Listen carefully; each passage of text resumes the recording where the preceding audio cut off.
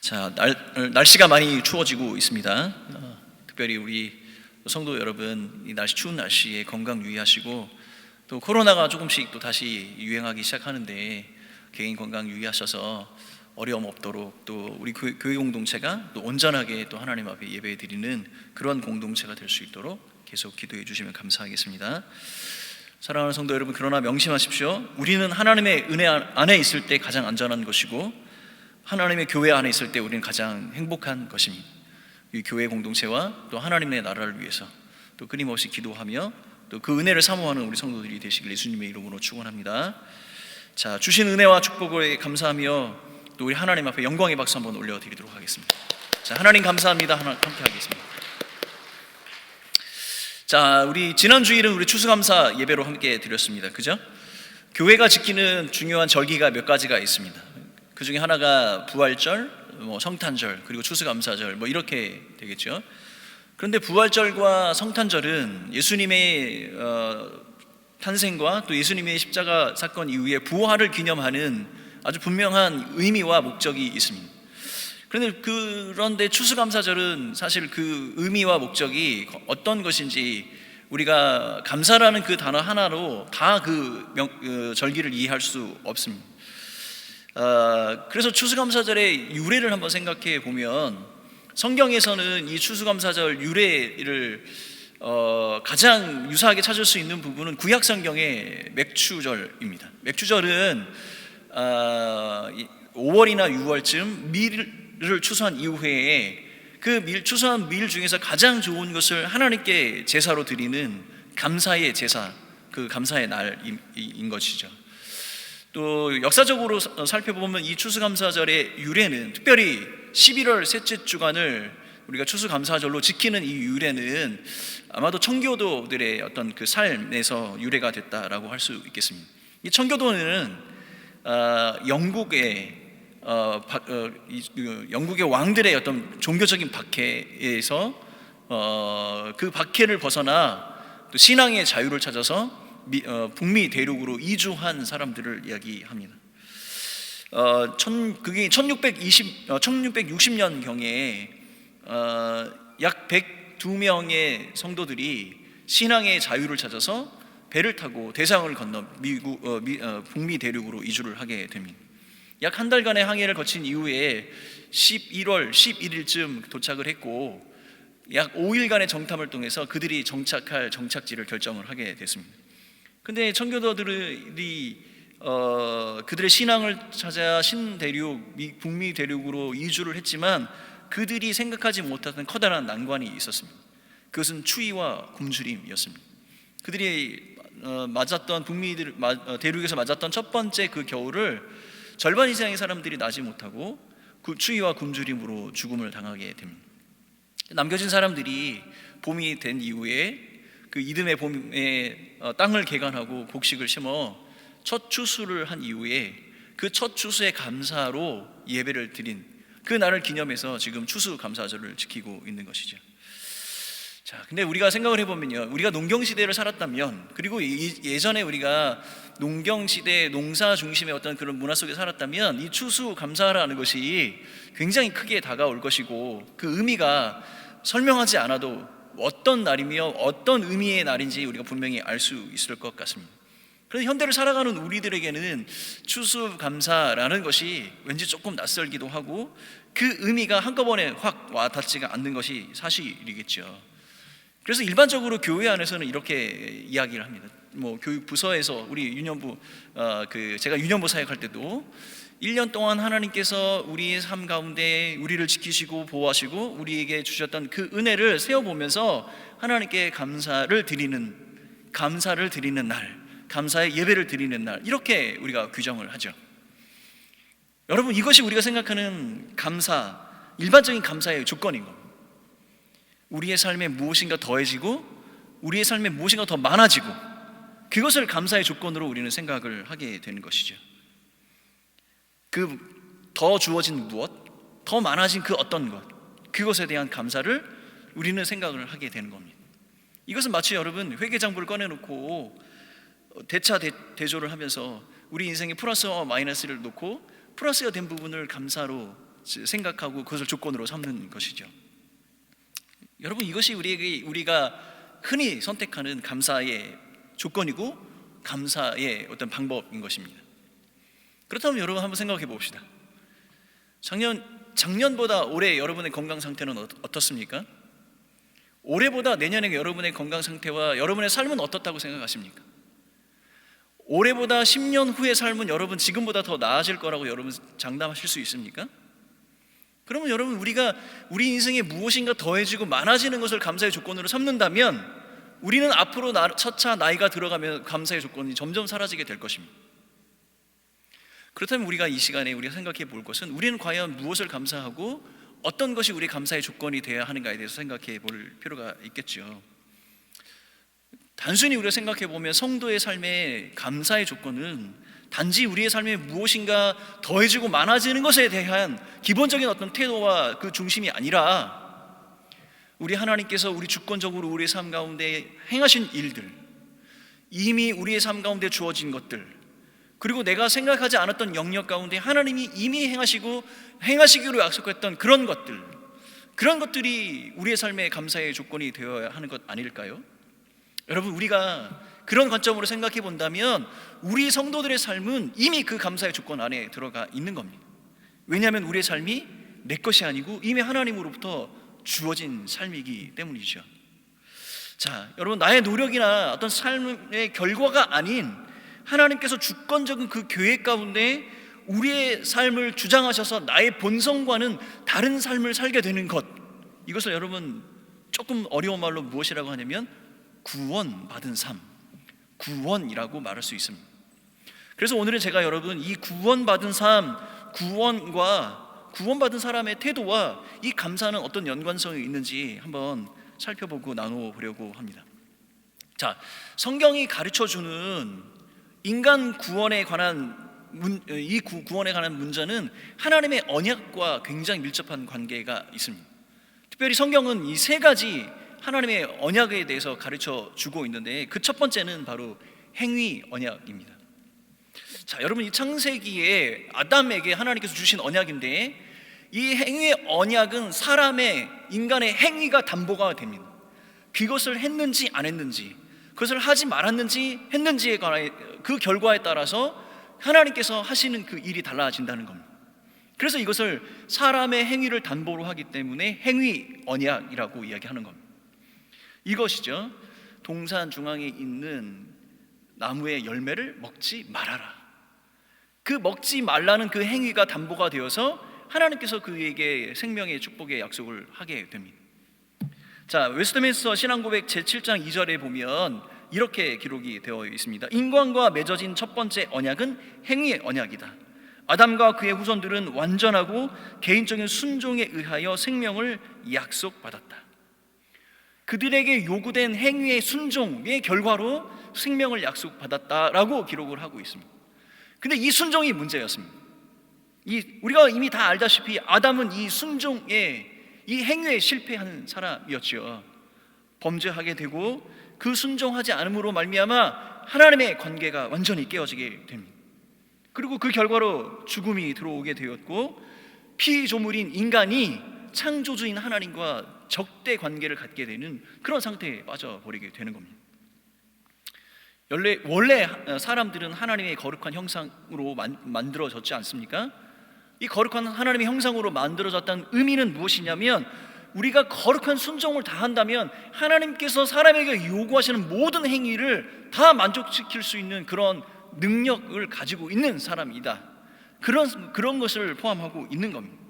그런데 이 불순종으로 말미암아 하나님께서 요구하시는 어떤 그 행위도 우리는 만족시킬 수 없는 그런 존재들이 된 것입니다. 바로 실패자가 된 것이죠. 스스로 그 어떤 율법의 멍에도 질 수가 없는 그런 사람들이 되어버린 겁니다. 어떤 인간도, 어떤 사람도 어떤 행위 언약을 충족시킬 수 없는 그런 상태에 빠지게 되는 것이죠. 그래서 하나님과의 관계도 깨어졌고, 우리는 우리의 은혜와 능력도 잃어버려서 그 거룩함을 잃어버린 존재가 되었습니다. 종전처럼 하나님과 직접적인 대면을 하며 언약을 맺을 수 있는 그런 관계가 완전히 사라져 버리게 된 것이죠. 이런 하나님과의 관계, 그 하나님의 형상, 그리고 하나님과의 이 언약, 이 모든 것이 회복이 되어야 할 필요가 생겼습니다. 그래서 우리에게 주신 것이 바로 구속의 언약과 은혜의 언약인 것입니다. 여러분, 구속의 언약과 이 은혜의 언약은 아주 밀접한 관계가 있어서 하나라고도 이야기할 수 있습니다. 그런데 이 구속의 언약의 토대 위에 은혜의 언약이 세워지게 되는 겁니다. 여러분, 두 번째로 우리가 생각해 볼 것은, 나누어 볼 것은 구속의 언약인데, 이 구속의 언약의 내용은 바로 이런 겁니다.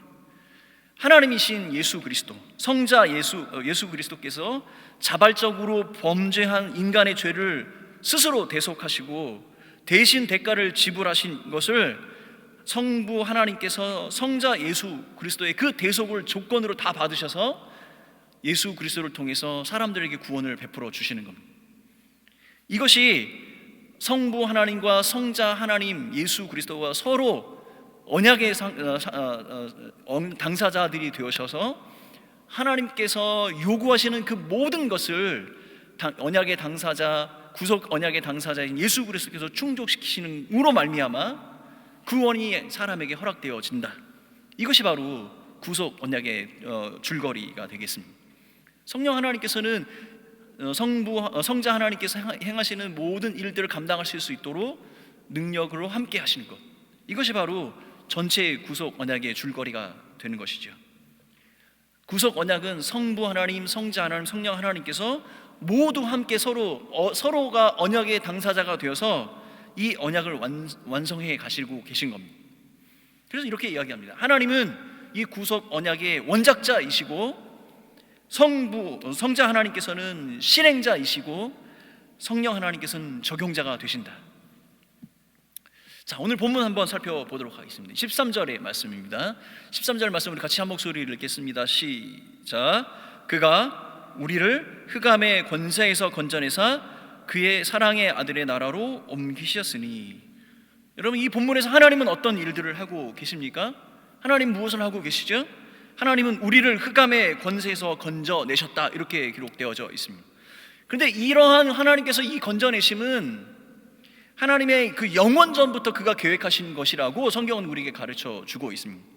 하나님께서 본래 가지고 계셨던 그 계획이 우리를 흑암에서 건져내시는 것입니다.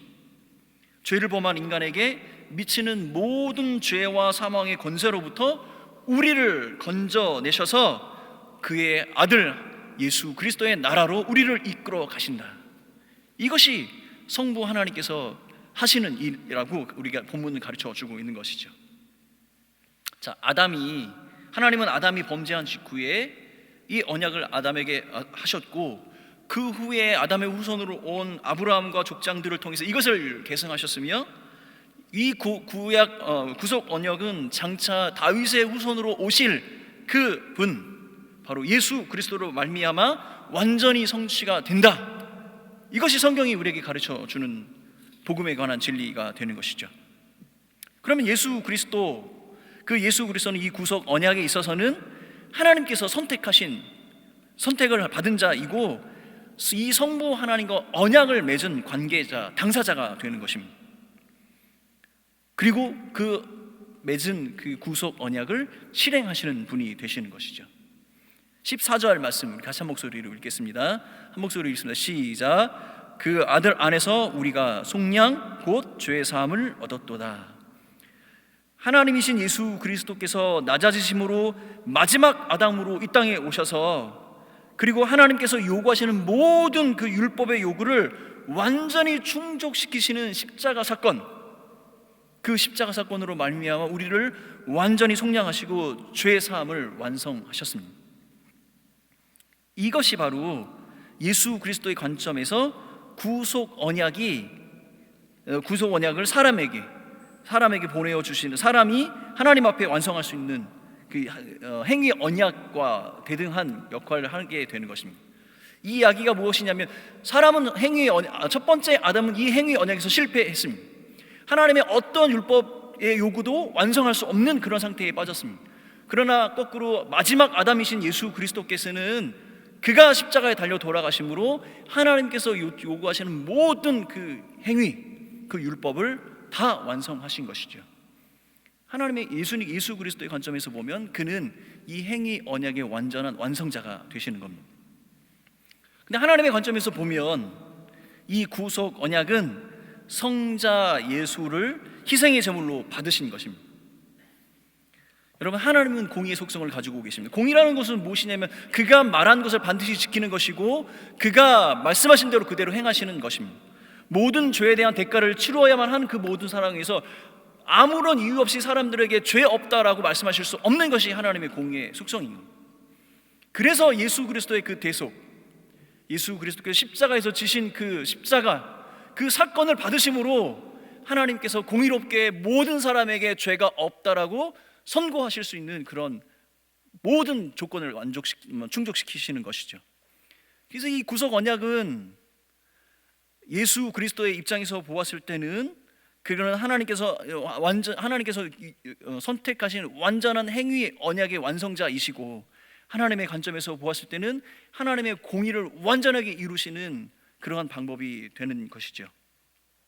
이것을 전체적으로 간략하게 설명하면 이렇게 설명할 수 있습니다. 언약의 당사자이신 성부 하나님께서 또 다른 언약의 당사자인 성자 예수를 세상에 보내시고, 성자 예수님으로 하여금 그 언약의 조건에 따라 고난과 죽음을 당하게 하셨습니다. 이 예수 그리스도의 십자가 사건, 대속의 사건, 죄 사함의 이 사건은 어떤 인간, 어떤 방법으로도 해결할 수 없었던 하나님의 앞에서 행위 언약, 모든 그 율법을 완성하시는 사건이 되며 하나님의 공의를 완성하는 사건이 되는 것이죠. 또한 이 구속 언약의 약속으로 예수 그리스도께서는 부활하시고 승천하셔서 성부 하나님의 오른편에 앉아 계셨다가 마지막 날 이 땅에 다시 오셔서 재림과 심판을 통해 택한 자들을 완전히 영화롭게 하신다. 이것이 바로 완전한 구속 언약의 완성이라고 성경은 가르쳐 주고 있는 겁니다.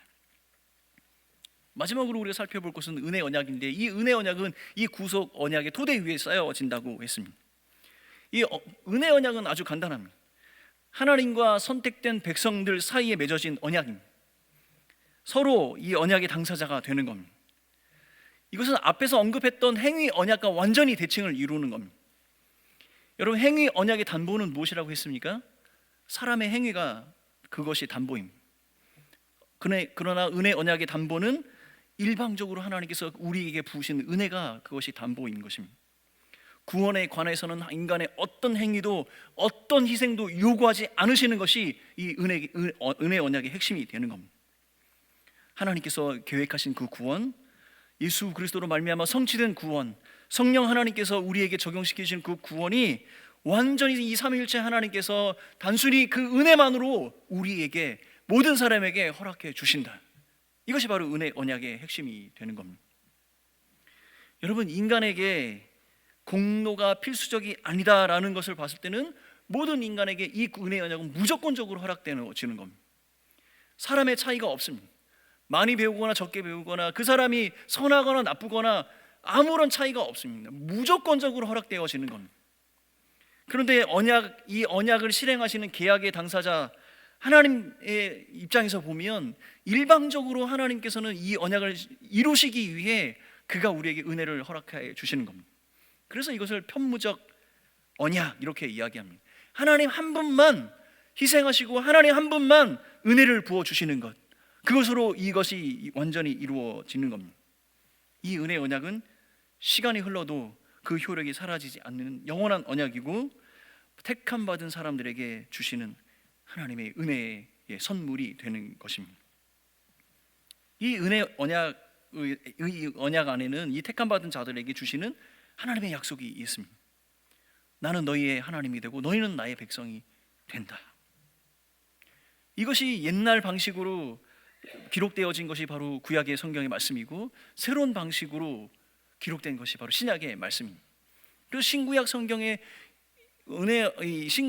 핵심이 있다면 바로 이 은혜 언약, 하나님이 무조건적인 그 은혜로 우리를 구원하시고 우리는 그 은혜로 말미암아 하나님의 백성이 된다.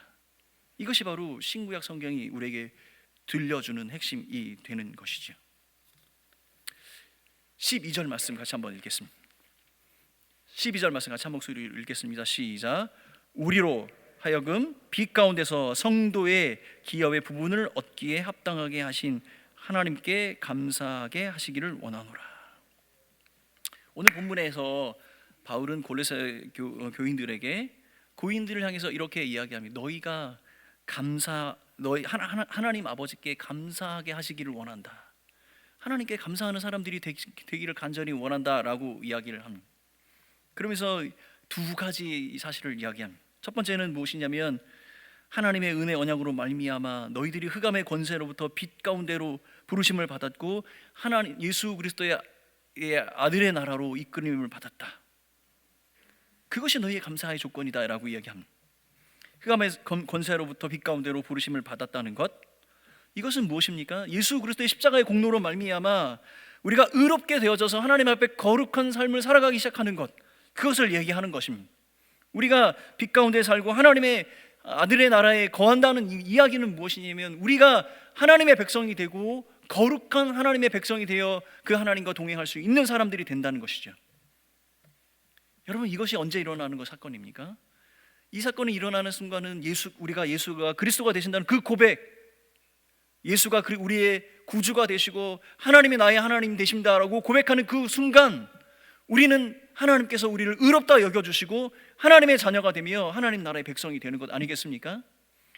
이 사건은 이미 우리가 예수 그리스도를 고백하는 그 순간 우리 안에 이루어진 것이죠. 우리 안에 예수가 그리스도가 되신다는 그 고백으로 말미암아 우리가 하나님의 나라가 백성이 된 것을 너희가 기뻐하고 감사해라 라고 바울은 이야기하고 있는 것입니다. 또 한 가지, 하나님의 은혜 언약으로 말미암아 성도의 기업을 얻기에 합당한 사람들이 되었다, 이것을 감사하라 이렇게 이야기합니다. 여러분, 기업을 받는 사람으로 합당하게 되었다는 것의 의미는 무엇입니까? 나는 아무것도 아닌데 그렇게 여김을 받는 것이죠. 나는 아무것도 할 수 없는 사람인데 다 할 수 있다고 여김을 받는 것.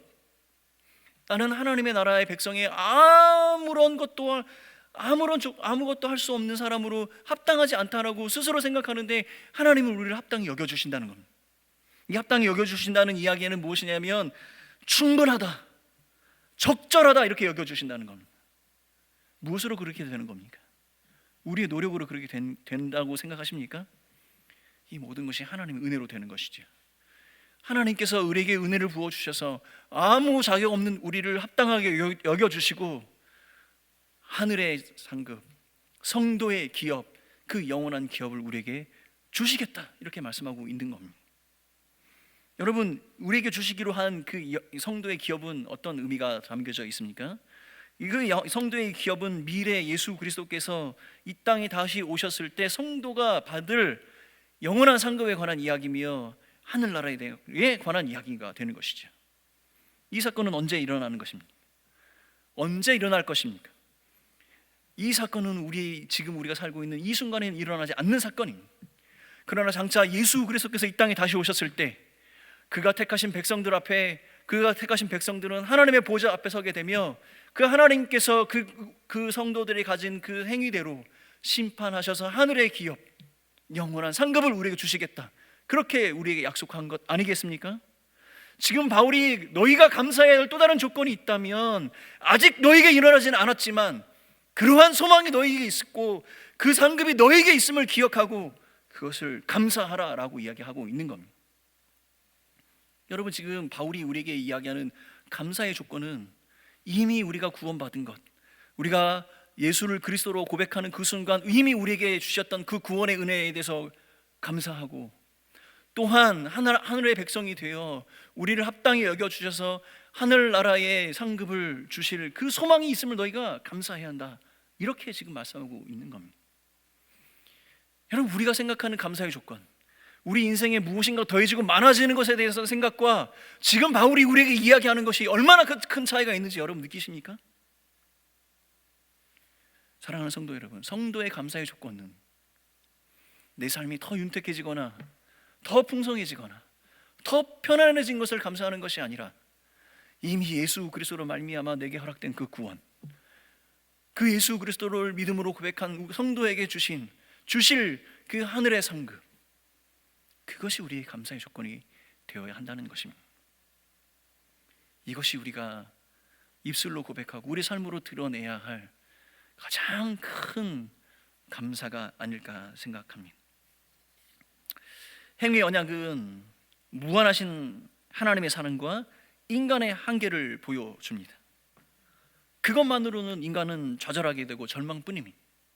어떠한 방법으로 우리는 그 행위 언약을 만족시킬 수 없습니다. 그래서 우리에게 필요한 것은 구속 언약입니다. 이 구속 언약은 이 모든 좌절과 절망 가운데서 하나님, 삼위의 하나님께서 스스로 작정하신 그 구원을 우리에게 그의 하나님의 의지와 작정하심으로 우리를 깨닫게 하십니다. 그 의지와 작정은 우리에게 은혜로 부어지게 됩니다. 그래서 우리는 거룩한 하나님의 자녀가 되고 우리에게 구원받은 하나님의 자녀가 되며 영원한 기업의 소망을 갖게 되는 것입니다. 이 하나님께서 이 은혜 언약은 하나님이 주권적으로 그가 우리에게 행하시는 것이고 우리에게 적용시켜 주시는 하나님의 축복이라는 사실입니다. 이 은혜 언약을 받는 우리에게는 두 가지 필요한 조건들이 있습니다. 요구되는 것이 있습니다. 하나는 믿음이고 하나는 순종입니다. 그런데 여러분, 이 오해하지 마십시오. 믿음과 순종은 이 언약의 이행의 조건이나 아니면 우리의 행위나 공로에 관한 이야기가 아닙니다. 많이 잘 믿고 많이 순종했다, 그래서 너에게 이 은혜 언약을 주시겠다, 그것이 아니라 이 은혜 언약 안에 있는 사람은 믿음으로 그 언약의 약속을 맺고 순종함으로 하나님께서 원하시는 그 헌신의 삶을 살게 된다는 것입니다. 그런데 여러분, 우리의 믿음과 순종을 가장 적절하게 나타나게 표현하는 방식이 무엇입니까? 감사의 삶인 것입니다. 하나님께서 내게 주신 것을 감사하고 그것을 믿음으로 받으며 하나님께서 내게 주신 것을 기쁨으로 감사함으로 순종하며 하나님께 영광을 돌리는 것. 사랑하는 성도 여러분, 우리의 삶에서 믿음과 순종이 가장 잘 표현된 감사, 그 감사로 하나님 앞에 영광을 돌리는 믿음의 성도들이 되시기를 예수님의 이름으로 축원합니다. 우리는 영적인 사람들입니다. 우리는 예수를 그리스도로 고백하는 그 순간 영적인 사람들이 되었습니다. 예수 그리스도를 통해서 하나님의 구원하신 그 행위에 대해 감사할 때 우리는 그 하나님에 대해서 더 깊이 알아가게 되고 그 하나님께서 약속하신 것을 더 깊이 체험하게 됩니다. 사랑하는 성도 여러분, 내게 이루어진 구원에 대한 감사로 은혜의 깊이와 넓이를 더해 가시는 성도가 되시길 간절히 바라겠습니다. 내게 주실 영원한 기업, 하늘의 상급을 감사로 소망을 품고 살아가는 성도들이 되시길 예수님의 이름으로 축원합니다. 제가 선교지에서 함께 사역과 동역을 하던 그 홍콩 선교사님이 계십니다. 이 자매 선교사님인데 굉장히 늦은 나이에 결혼을 했습니다. 그래서 온 가족이 저희 자녀들도 다 아는 다 친하게 지냈던 우리 선교사님이어가지고 온 가족이 비행기표를 끊고 홍콩에 가서 그 결혼식에 참여를 했습니다. 그 홍콩의 결혼식이 좀 특별한 건 결혼식 예배도 되게 성스럽게 드리지만 예배 이후에 피로연이 굉장히 깁니다. 여러 사람들이 나와서 노래도 축가도 부르고 하고 저희 딸은 또 연주도 바이올린 연주도 하고 막 그랬습니다. 하이라이트는 음식입니다. 그 테이블마다 이렇게 메뉴판이 쫙 있습니다. 전부 다 한자입니다. 한자도 모르는 한자가 너무 많아서 이 음식이 무슨 음식이 잘 모릅니다. 12가지가 준비되어져 있습니다. 그 준비가 음식이 하나씩 순서대로 나옵니다. 그 중간중간에 사람들이 그런 여러 가지 축하 무대를 갖고 있습니다. 근데 그러니까 그 음식이 나오는 시간이 너무 깁니다. 근데 비행기 시간이 점점 다가옵니다. 딱 7가지만 먹었습니다. 7가지만 먹었는데 그 먹었던 음식이 너무 맛있었고 너무 색다른 경험이어서 지금도 생각이 납니다. 그래 더 궁금한 거는 7번째 이후에 나머지 5가지 음식이 무엇인가 지금도 아직도 궁금합니다. 나중에 그래서 내가 물어봤습니다. 함께 결혼식에 참여했던 동료에게 물어봤습니다. 그랬더니 이야기합니다. 가장 맛있는 음식을 못 먹은 거야. 가장 맛있는 음식을 못 먹고 비행기를 탄 거야. 그래서 소원하고 있습니다. 한 번 더